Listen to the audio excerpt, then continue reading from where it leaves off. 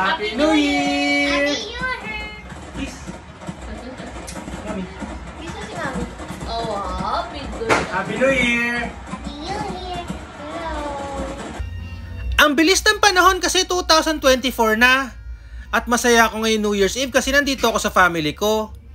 Last year kasi sa office ako nag-New Year kasama ko yung mga ka-workmate ko. Masaya din kaso iba talaga pag nasa bahay, di ba?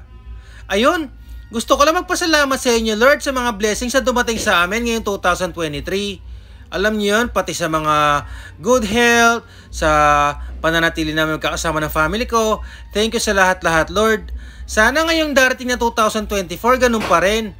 More blessings, more health for our family, friends, relatives, at sa lahat ng mga mahal namin sa buhay. At sa lahat ng tao nag-celebrate ng New Year, mabuhay kayo at sana nag-i-enjoy din kayo sa family nyo. At sa mga hindi naman kasamang family nila, sana enjoy din natin itong New Year. Ang importante, panibagong buhay na naman ang ibinigay sa atin ni Lord.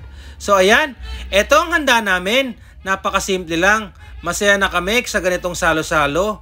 Tuwan-tuwa talaga ako kay Ga kasi ang aga niyang gumising kanina madaling araw para lumamalengke at mag-effort na maghanda sa aming medianoche.